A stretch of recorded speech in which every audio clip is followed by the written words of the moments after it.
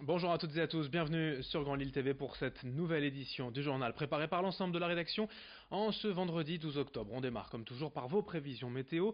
D'abord des nuages signalés ce matin, puis rapidement on profitera d'un ciel dégagé et d'un temps sec et ensoleillé, du soleil, du ciel bleu.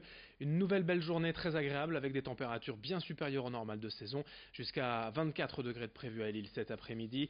Pour ce week-end en deux temps, le soleil sera de nouveau présent demain, un samedi, ce sera en revanche beaucoup plus maussade, nuageux et pluvieux ce dimanche, mais ça, on en reparlera juste après ce journal. À la une, tout d'abord, un nouveau projet d'abattage d'arbres polémique dans la métropole lilloise. Nous avons déjà évoqué il y a quelques jours l'incompréhension de riverains à Roubaix face à un projet d'arracher des dizaines d'arbres centenaires pour réaménager la voirie. Et cette fois-ci à Croix. Le même scénario se profile avenue Gustave Delory, et de nouveau, cela ne plaît pas beaucoup aux habitants. La ville a annoncé il y a déjà plusieurs mois son intention de refaire entièrement cet axe, notamment pour offrir plus de places de stationnement, mais cela passe par l'abattage d'une cinquantaine d'arbres, tous âgés d'au moins 50 ans. Les riverains ne comprennent donc pas ce projet, selon eux, à l'inverse des politiques de développement durable, car même si les arbres arrachés seront remplacés, les jeunes pousses n'auront pas la force, ni l'emprise, ni même la beauté des anciens. Ces familles souhaitent donc que la mairie revoie son plan d'aménagement. De notre côté, nous avons contacté la ville de Croix qui n'a pas répondu pour l'instant. Explication sur place avec l'un de ses riverains, mécontent au micro de Xavier Silly. Une étude de la rénovation de la rue avec un scénario de maintien des arbres, cette étude-là n'a jamais été ni envisagée ni étudiée sérieusement et tout court. Donc voilà, donc ce qu'on demande c'est est-on certain qu'aujourd'hui on ne pourrait pas rénover entièrement cette rue, puisque c'est notre souhait également, mais avec un scénario qui serait étudié cette fois-ci de maintien de l'ensemble des arbres. Donc c'est cela qu'on demande. Si d'aventure ce scénario effectivement ne pouvait être retenu pour des raisons techniques qui nous seraient apportées, bien entendu on s'y résoudra, on s'y rangera. Néanmoins on sera dans ce cas-là très vigilant à ce que, encore une fois, la rénovation se fasse dans les meilleures conditions, eu égard au fait que l'ensemble des arbres aura été abattu. Et donc concrètement, ça veut dire qu'on veillera à ce qu'on se rapproche le plus possible du nombre de 50 arbres. En bref, dans ce journal à Roubaix, hier matin vers 10h30, deux personnes âgées ont été fauchées par une voiture en fuite boulevard Lacordaire. La femme est malheureusement décédée peu après à l'hôpital. Son mari est quant à lui grièvement blessé. Le chauffeur a donc pris la fuite. Une enquête de police a été ouverte. Un appel à témoins est d'ailleurs lancé. Ça s'est donc passé boulevard Lacordaire à Roubaix hier matin vers 10h30. Les billets de train Ouigo vers Lyon, Marseille, mais au départ de Lille-Flandre sont en vente depuis hier. Les premiers voyages sont prévus à partir du 9 décembre. Il y aura toujours des Ouigo au départ de Tourcoing, mais d'autres aussi au départ de Lille.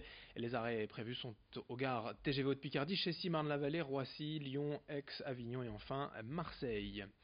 À Lille, rue de Béthune, H&M, enseigne de prêt-à-porter, va fermer son magasin emblématique selon la Voix du Nord. Les salariés vont se voir proposer des postes en reclassement lors de l'ouverture du magasin à l'Illenium, le centre commercial en construction actuellement à Lille Sud. Selon la marque suédoise, c'est un loyer trop cher qui serait en cause pour expliquer l'abandon de ce magasin rue de Béthune.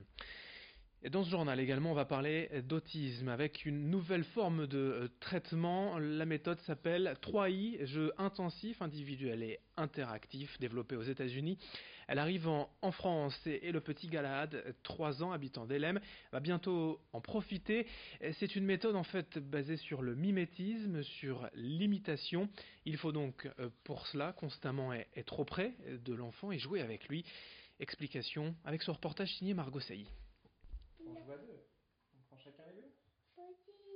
Il y a 6 mois, Gala a 3 ans a été diagnostiqué autiste. Le faire sortir de son isolement, c'est l'objectif de ses parents. Pour cela, ils font appel à des volontaires qui vont être formés par l'association Autisme Espoir vers l'école.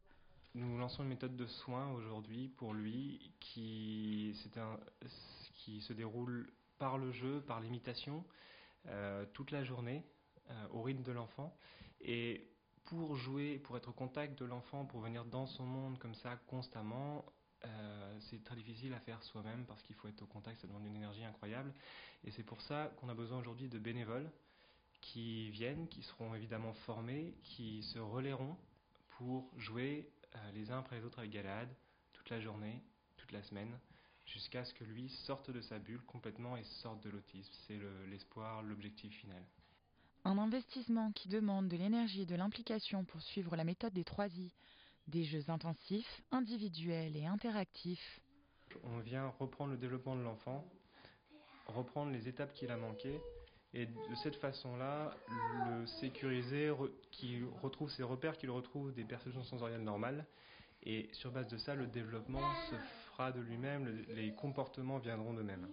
Le jeu et l'échange constant sont primordiaux pour permettre le bon développement de l'enfant. Une fois qu'on est en contact, il y a un réel échange, et une fois qu'on a cet échange, on rentre comme avec un enfant normal dans l'imitation, dans de l'apprentissage par mimétisme, et on amène l'enfant à détricoter de lui-même la bulle qui s'est formée autour de lui. Depuis 2004, la méthode importée des États-Unis aurait déjà sorti 500 enfants de l'autisme. Pour ceux qui souhaitent aider les parents de Galahad, une formation va se dérouler le 28 novembre prochain. Pour finir cette édition sur Grand Lille TV, nous allons à Roubaix. Quelques images de l'ouverture de 6 nouvelles boutiques chez Maison de Mode.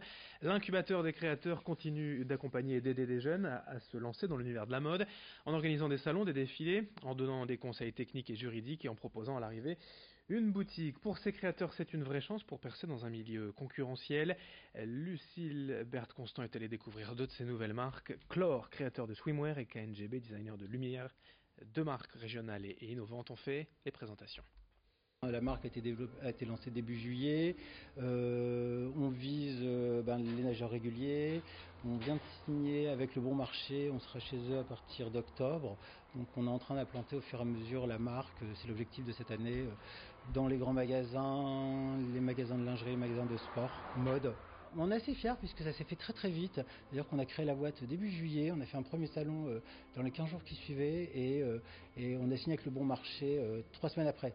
Donc c'est plutôt bon signe et puis c'est un très très bon début. Fin de cette édition, merci de votre fidélité sur Grand Lille TV. L'info continue dans un instant, dans moins de 8 minutes, le journal régional à suivre.